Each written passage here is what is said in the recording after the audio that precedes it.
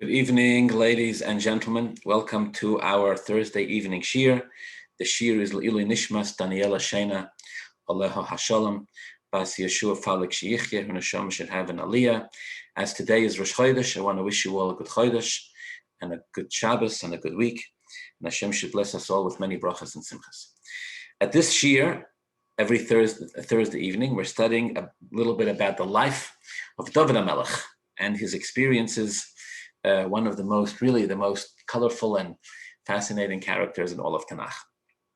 Where we're holding in the story is that Dovid, unbeknown to the king of the Jewish people at the time, King Shaul, has been anointed and appointed as the new king, as the next king over Israel by Shmuel Hanavi, the same prophet who appointed Shaul as king, has appointed in his lifetime Dovid to be the next king and his successor. But this is a state secret. Even the king himself is unaware of this. The king himself, Shaul, is possessed by what the Torah refers to as Ruach Ro'ah, as an evil spirit. And when this evil spirit takes a hold of him, the king becomes incredibly frightened. His cabinet members, his advisors, his men, his servants, they suggest that a way to provide King Shaul for relief from this evil spirit which possesses him and scares him is through the power of music. And a musician is sought after, who can play music for the king to relieve the king of his anxiety and of these attacks from the evil spirit. The young man who is discovered and who is summoned for this job is, of course, the young Dovid Hamelech, described at this point as the youngest son of Yishai, who is brought to the palace of the king. The Torah says he was Admoini, he was red, he was Yefei Einayim, he had beautiful eyes, he was good looking, he was a man of valor, he was a man of strength. He's brought to the king as a musician. And sure enough, the Torah says that after Shaul got to see King Dovid, and after Shaul got to see Dovid, and after Dovid played music for him, Dovid falls deeply in love. Shaul falls deeply in love with Dovid, and by all appearances, this arrangement seems to be working. Dovid plays music for the king when the king needs, and Shaul is king over the Jews. This is in the book of Shmuel Aleph, in the book of Shmuel 1. This part of the story is concluded at the end of chapter 16. The next chapter, chapter 17, which I want to talk a little bit about tonight, the Torah goes straight into one of the most famous stories in all of Tanakh, and I would say one of the most famous stories really in the world ever. And that is the famous story of Dovid and Goliath, or in English they call it David and Goliath. Now, a couple of misconceptions notwithstanding, the story is generally told over pretty accurately, and it's one which you all know. So I just want to repeat a couple of details, specifics of the story very quickly, and then I want to focus on 2 or 3 Midrashim that I want to share with you tonight. The story is that Shaul, the king of the Jewish people, his main job is to protect the Jews from their arch enemies, and that is the Philistines, the Plishtim. And a war is staged. This time the war is initiated by the Plishtim, between the Plishtim and the Jews. And a particular giant, a particular incredibly powerful man by the name of Goliath steps forward and offers the following proposal/challenge to the Jews. And Goliath, or Goliath, says this to the Jews. He says, look, all of you Jews are servants to King Shaul. We are all Philistines, we are all Plishtim. Instead of a huge bloody war between 2 armies where God knows how many people perish, Goliath proposes, let's have 1 volunteer from the Jews wrestle with 1 volunteer from the Plishtim. I say, says Goliath, volunteer to be the one who represents the Philistine camp. You send us 1 Jew who will be brave enough and strong enough to wrestle with the Plishtim. The terms of the fight, the terms of this battle are the following.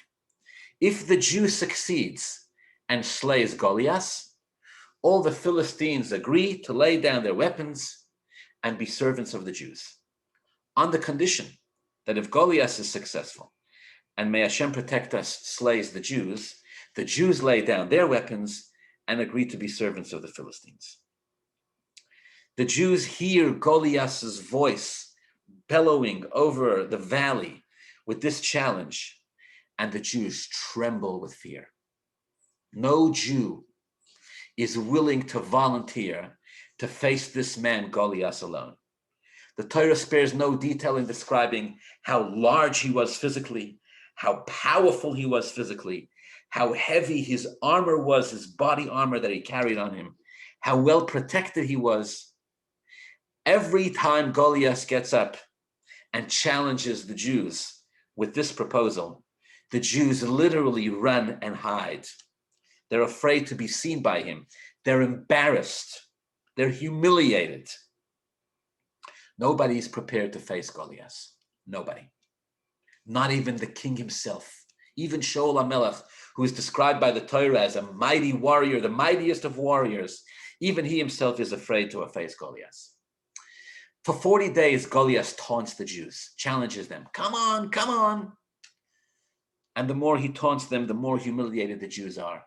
And the more aggressive Goliath's teases become.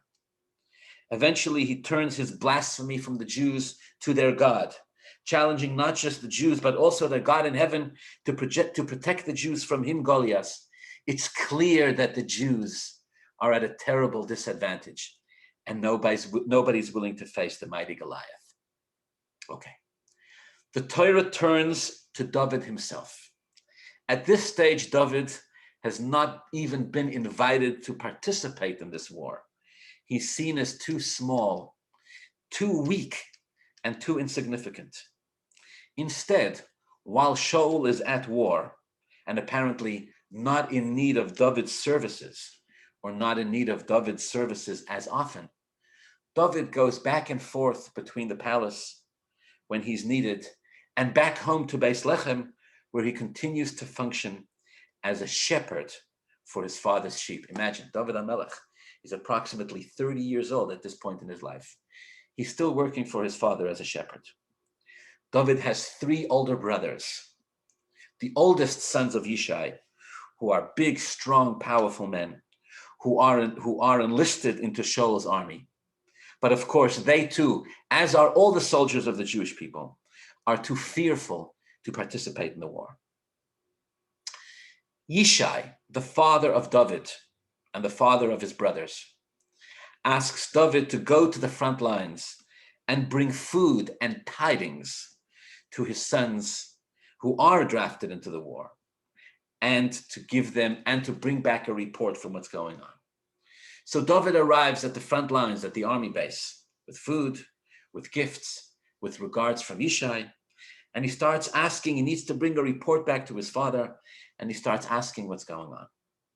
And they tell him, they tell Dovid about this mighty man Goliath who's challenging the Jews, and nobody's ready to face him. And then they tell Dovid that even the king himself is afraid to face Goliath, and nobody's willing to go. And Shaul Hamelech, the king of the Jews, has offered the following proposal as an incentive to get somebody to muster within themselves the bravery to go and face Goliath. Shaul says, if any man shall go and face Goliath and be victorious, Shaul says, I will give this man my own daughter's hand in marriage. I will make him wealthy, and I will elevate him to the highest levels of my government and of my army. And Dovid says to his brothers, I don't understand. Nobody's willing to face this man. A man who blasphemes the Jewish people and their God. A man who so shamelessly challenges everything holy. Nobody's prepared to face him. What's going on here? And the brothers chastise him. They tell him he's a rabble-rouser and a troublemaker.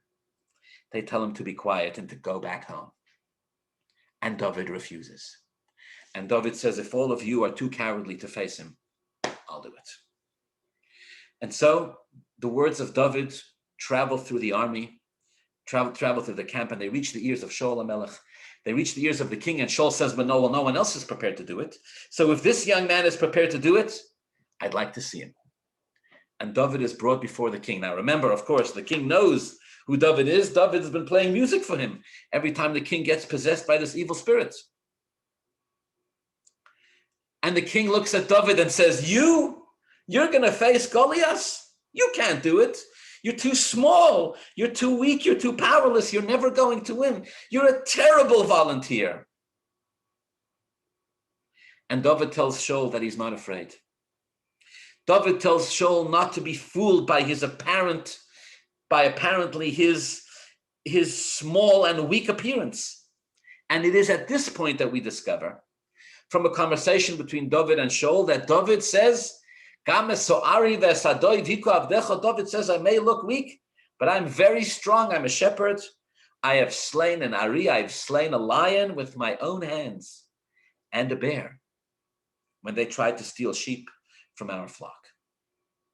Something about the way Dovid is presenting this to the king strikes a chord, resonates with Shaul Hamelech. And Shaul says, okay. Shaul agrees for Dovid to face Goliath. But Shaul says, here, take this body armor, wear it, so you'll be protected from Goliath's blows.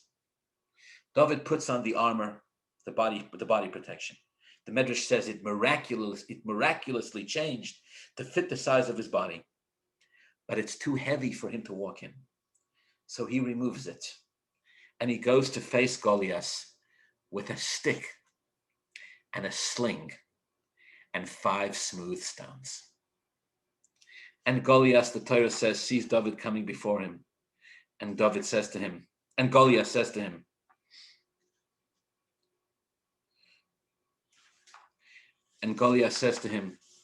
I a dog?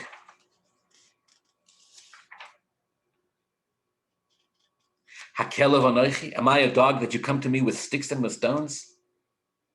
Come here, says Goliath to Dovid, and I will feed your flesh to the birds of the heavens and to the animals of the field. And Dovid says to Goliath, quote, Ato bo elai becherev uvechanis, you come to me with a sword and a spear, uvekidon, and with a shield, and I come to you in the name of Hashem. On this day, says Dovid to Goliath, Hashem, I will remove your head from upon you, and I will feed your flesh to the birds of the heaven and the animals of the land, and the whole world will know that God protects the Jewish people. And it is not the power of the sword or the spear that succeeds at war, but rather him who Hashem decides shall win. And Dovid removes one stone, puts it into his sling, flings it right at Goliath's head. It flies straight through Goliath's forehead, kills him, or almost kills him, and Goliath falls to the ground. Dovid rushes over, removes Goliath's own sword, beheads him, slays him there, and the Jewish people win the war. They chase after the Philistines, and they are incredibly victorious. An unbelievable, miraculous success has befallen the Jewish people that day. The Torah tells us that when it was all over, and as Dovid and Shaul came back from the front lines, after killing Goliath and been victorious at this war, all the Bnei Yisrael, all the Jewish women came out to greet Dovid and Shaul. Shaul the king, Dovid his musician, the shepherd, and apparently the mightiest warrior of the Jewish people, the one who had slain Goliath. They all come out to greet these two, and they sing to them in praise. They say, Hiko Shaul ba'alofav, Shaul has struck down thousands of enemies. For Dovid beriva voisav, and Dovid has struck down tens of thousands of enemies. And once again, the seeds of jealousy are planted in the heart of Shaul over this young man, Dovid, who has actually upstaged him in the one area in which Shaul is most powerful, and that is the area of war. All right, glossing over some of the details, this is the main part of the story. A couple of quick, fascinating midrashim. Number one, who was Goliath's parents? Where did this man, Goliath, come from? We know, of course, that his mother was Orpah. Orpah, the sister of Rus, the great aunt of Dovid Hamelech. As it turns out, Dovid and Goliath were actually cousins. And it was his own flesh and blood that Dovid was called upon to slay on this day. Those two famous women from the story of Rus and Orpah. From Rus came Dovid Hamelech. From Orpah, her sister, came Goliath. Who was Goliath's father? Here there are different opinions in the commentaries. Some say that Goliath's father was actually a Philistine.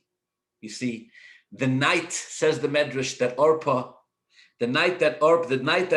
turned her back on her sister and on her mother-in-law, and Rus and Naomi, the night that Orpah decided to leave them and to go back to the nation of Moav, to her people and to her family, that night was a very promiscuous night for Orpah.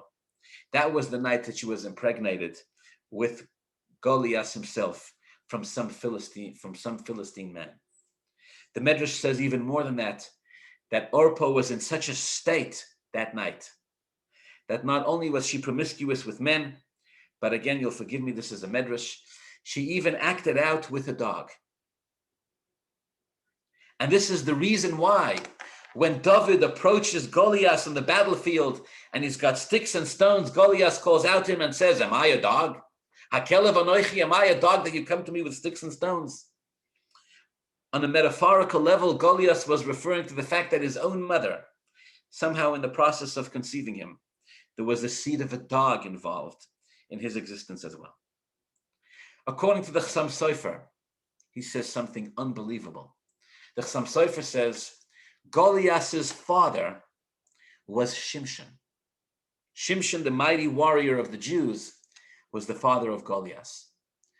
The Chassam Sofer refers us to a Gemara, in which the Gemara says that when the Philistines finally managed to catch Shimshon, when they finally managed to overpower him after his hair had been removed from him, and they finally locked him up, they forced him they forced many Philistine women to conceive children together, in the hope that through these women having children with Shimshon, they would produce mighty warriors, giants, and powerful men like Shimshon himself. And one of Shimshon's children, or one of Shimshon's descendants, ends up being Goliath, who got his strength through being conceived by a father like Shimshon.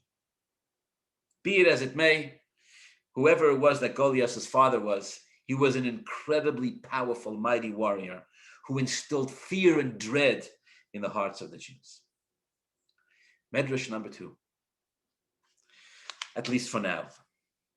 When Yishai sends Dovid to the front lines to go and see how the older brothers are doing, to go and bring back a report back from the army, the words he uses are, quote, Ve'es arubosam tikach. The simple meaning of the words Ve'es arubosam tikach is, take the tidings of their welfare. And here there is an amazing Midrash. The Midrash says, these words, Ve'es arubosam tikach, are a reference to something that happened many, many, many years beforehand. I'll take you back to what the Midrash is referring to. Once upon a time, says the Midrash, Yosef is the ruler of Egypt. His brothers, unbeknown to them, stand before Yosef and ask Yosef for food. Yosef accuses them of being spies.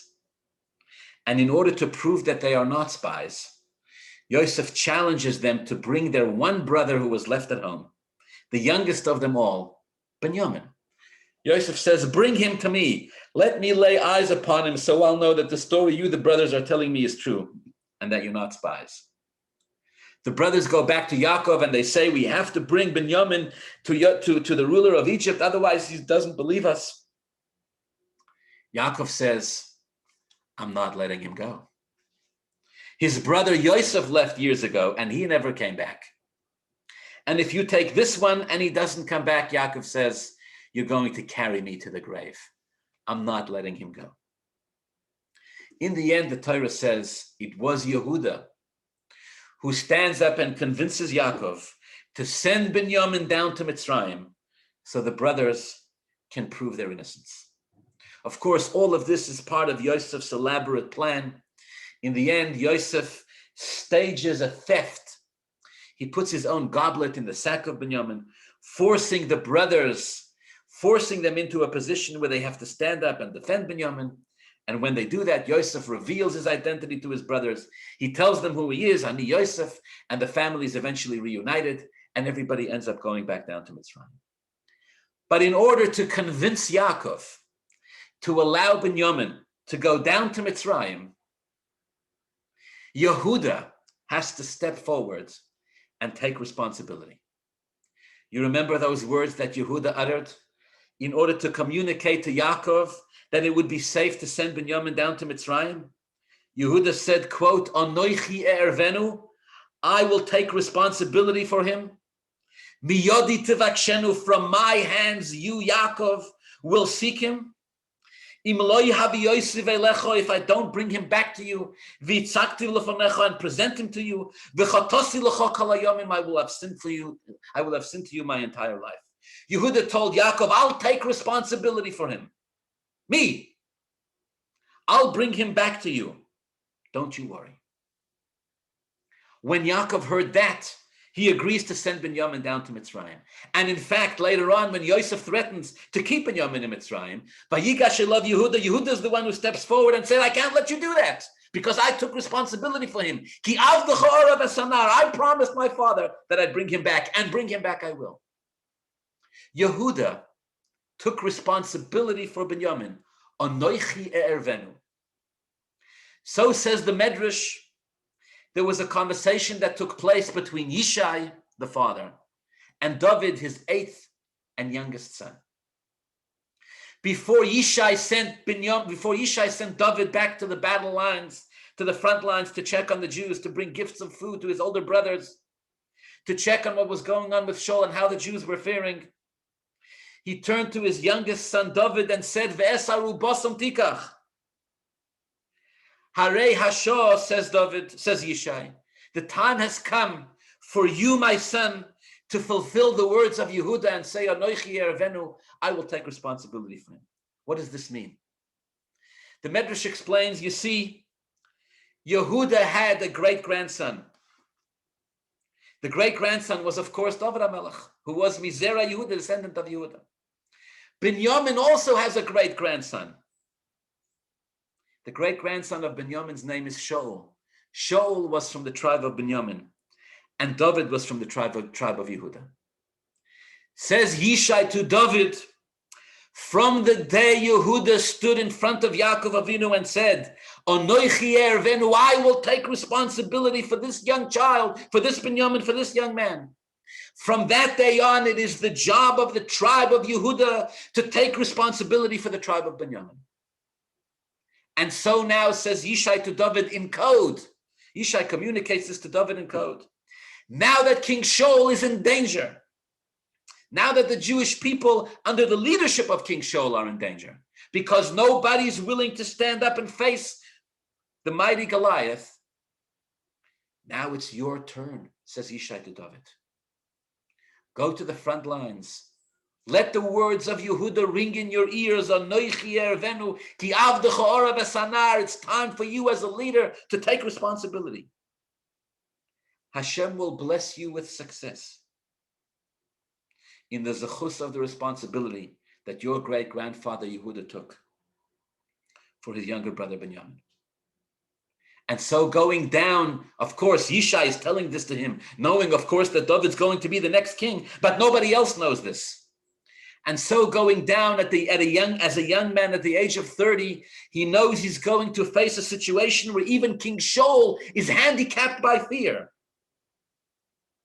And David knows that it's going to be up to him to take responsibility to save the Jewish people. Of course, the very first quality of a leader, the very first quality of an individual who's going to be one who's going to lead the Jewish people and be their king, is that he's got to be ready and willing to take it upon his shoulders. It was at this moment that Yehuda told Yaakov, Anoichi ervenu, I will take responsibility for him. It was at this moment that Hashem decreed that kings and princes would come from Shevet Yehuda. The one brother who stood up and said, me, my skin in the game, my neck on the line, my head on the table, tachlis, me, I will take responsibility. Not because he was selfish or egotistical, but because he knew that something needed to be done, and he knew that somebody needed to take responsibility for it. And the one who did would be a leader. And the Rabbeinu Shalom concludes the Medrash, looked down from heaven and said, finally, one Jew takes responsibility for another. One Jew is there to save the other. One Jew is there to, one tribe is there to stick out its neck for a fellow tribe within his trouble, is in trouble. Hashem says, it is in the portion of Yehuda and Binyamin that I, the Rabbeinu Shalom, am going to build the Beis HaMikdash. You want to build a Beis HaMikdash? You want to build a temple? You want to build a home for Hashem? You want Hashem's presence to be there among the Jewish people? Find a place, says the Rabbeinu Shalom, where one Jew is ready to stand up in another Jew's hour of need and say, me, I will take responsibility for him. I'll put my neck on the line. And that's where you'll find the Beis HaMikdash. That's where you'll find Hashem's home. It reminds me of a great vort. They once came to one of the great Hasidic masters and said, Rebbe, you know, the Mishnah tells us that the definition of a wise man, Eizehu Chacham Haloimed Mikol Adam. The definition of a wise man is he who learns from everybody. Tell us, Rebbe, they said, what do we learn from a heretic? Was lernt man von an Apikoros? What do we learn from an atheist who refuses to acknowledge and believe in the existence of Hashem? What possibly could we learn from him? And the Hasidic Rebbe says, you know, I'll tell you. If you ever approach an atheist, if you ever approach a non-believer and you say to him, Mr. Apikoros, Mr. Koifer, I need your help. I'm in trouble. I know that you can help me. Please, will you go out of your way and do something for me? Says the Hasidic Rebbe, maybe the Apikoros will help you, maybe the heretic will help you, maybe he won't, you don't know. But there is one thing you do know. You know what the heretic will never say? You know what the atheist and the non-believer will never tell you? They'll never tell you, Hashem will help.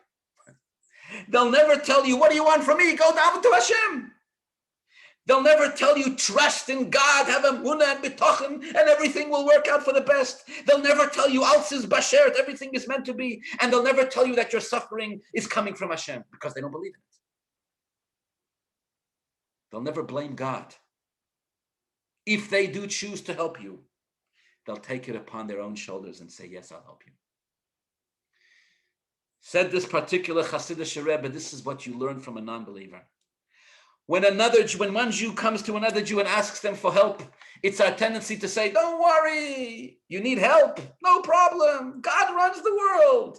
The Rabbeinu Shalom will take care of everything. Hashem will provide for you, Hashem will provide for me. Don't worry. Alsis bashert. The Rabbeinu Shalom will take care of everything. Oh no, says the Hasidic Rebbe, that's the wrong answer. Wrong answer. When another Jew comes to you for help, you know what you say? You say, I'll help you, not the Rabbeinu Shalom will help you. You'll say, if I can do something about it, then that's on me. You don't give the Jew a speech about trusting in Hashem, about emunah and betochen. It was this quality of the tribe of Yehuda, embodied by Yehuda himself, who was willing to stand up and say, Anoichi ervenu, I will take responsibility for him. Yaakov was a very religious Jew. Yehuda could have given him a speech about trusting in Hashem that would have been eloquent and beautiful and would have resonated for centuries and centuries later. He could have said, Yaakov, you don't trust in Hashem. Yaakov would have said to him, my trust in Hashem is my business. Binyamin is staying here. Instead, Yehuda said, no, me. I will take responsibility for this young man on my breita plaitzes, my broad shoulders. Hashem said, you are a leader. And Yaakov said, here's Binyamin, take him down to Mitzrayim. And that's exactly what Yehuda did. And that's exactly what Dovid did. And because of that, he was successful in slaying Goliath. and becoming the next king over the Jewish people. Next Midrash. The Midrash says that after Dovid had actually hit Goliath with the stone, and Goliath was lying down on the floor, powerless. Dovid walked over to him, removed Goliath's own sword, and was ready to finally finish him off and kill him. But as Dovid removes the sword from Goliath, he cannot kill him because Goliath is protected by this very thick and very heavy armor that's surrounding his entire body and doesn't allow sufficient access to put this enemy of the Jewish people, to put him away forever. So says the Midrash, Dovid needed help. So Dovid turns to Goliath's armor bearer, Goliath's right-hand man, the man who was there to help Goliath. And he says to him, can you please help me? How do I unlock this man's armor and finally get rid of him? And the man says, I'll help you on the condition that you'll help me. You have to promise me that you won't kill me.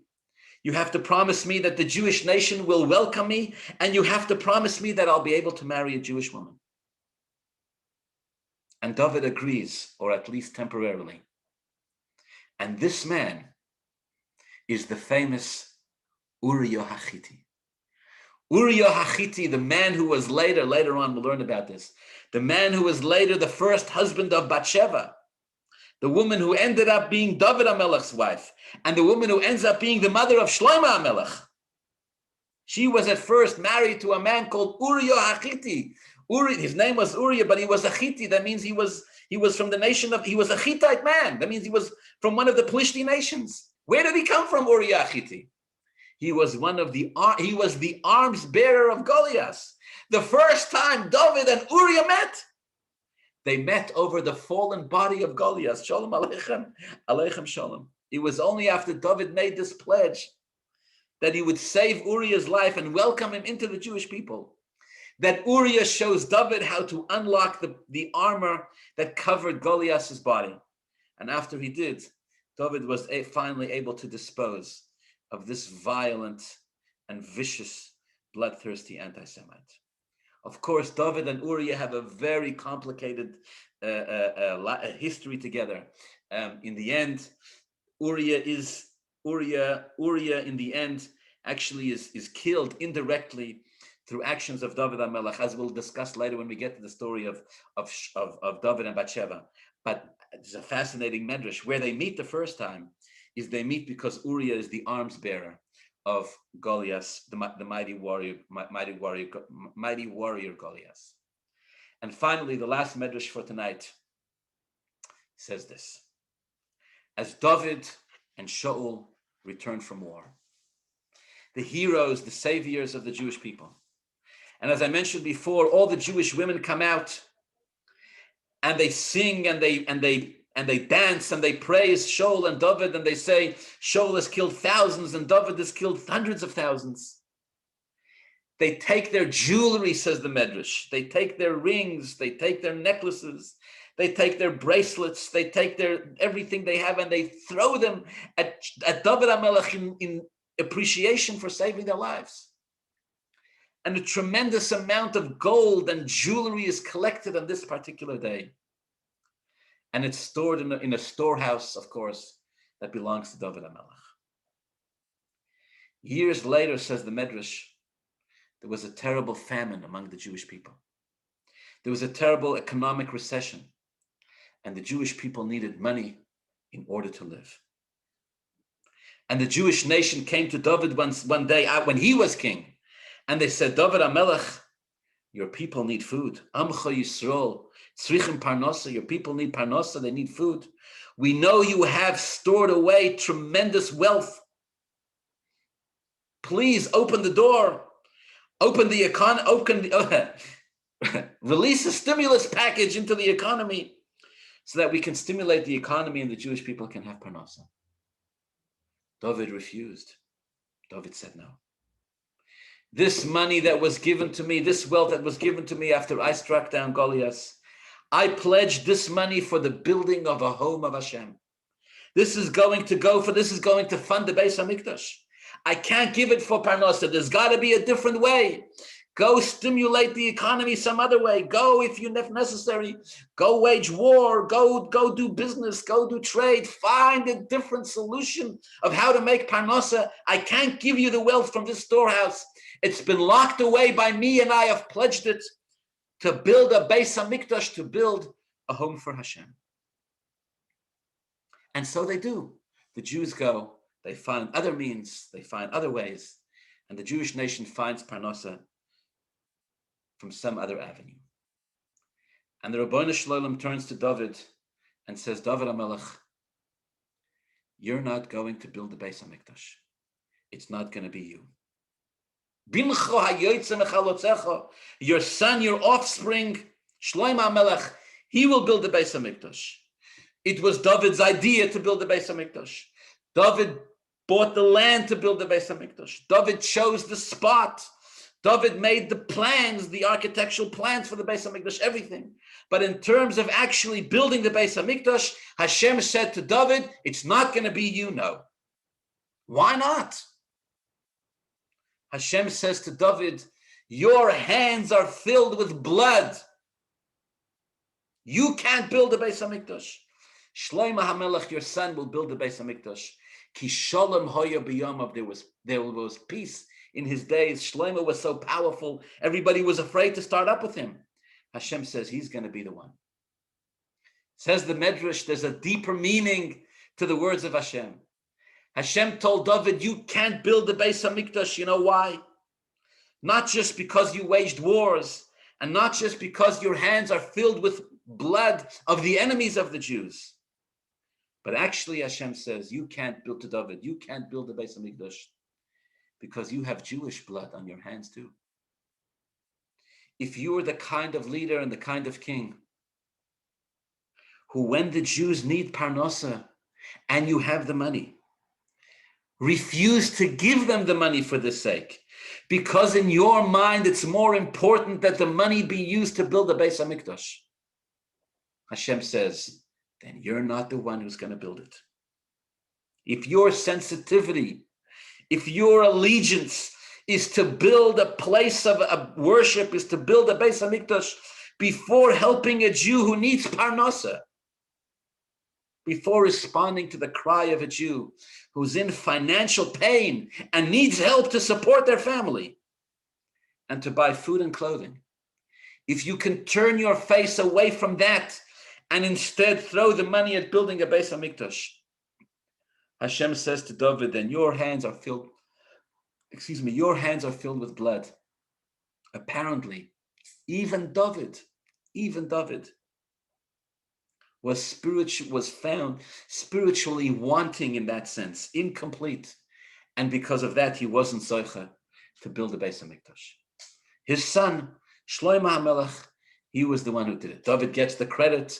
David had, like I mentioned, David drew the plans. David bought the piece of land. David found the piece of land where the Beis HaMikdash is supposed to be built, as we'll learn in Eretz Hashem. But not the one to actually carry it out. Hashem found his sensitivity to his fellow Jew. After all that, Hashem found David's sensitivity to his fellow Jew wanting and less than perfect. All right. The story concludes after it's all over, and Dovid is successful, and Goliath has been slain, and the Jewish people are safe. The story concludes with Dovid Hamelech going back, with David going back to King Shaul, standing before him. And the Pasuk actually says that when Shaul saw him, after he had slain Goliath, Shaul asked him, quote, who are you? Ben mi ato hanar. Whose son are you? From which family are you? Who are you? It wasn't, of course, that Shaul didn't know who he was. Shaul knew exactly who he was. Like I mentioned, he'd been playing music for the king. But it was, at least on this, there's more to this, but at least on a simple level, now it's becoming clear that Dovid isn't who Shaul thinks he is. Dovid possesses strengths and gifts and abilities more so than anybody has anticipated. Don't forget, Dovid is now going to become Shaul Hamelech's son-in-law, because Shaul pledged that whoever will be successful in slaying Goliath will get his own daughter's hand in marriage. And so Shaul looks at him in a whole new way. Shaul can see, oh, wow, this is not simply a young man who's a gifted musician, right? This is not just a good-looking young man who has beautiful eyes. This is a mighty warrior. This is a man who saved Klal Yisrael. And more than anything, this is a man who stepped up because of his belief, by the power of his belief in Hashem, to save Klal Yisrael on this day. And with this, of course, again, as we'll learn over the next couple of weeks, Dovid is going to become Shaul's son-in-law.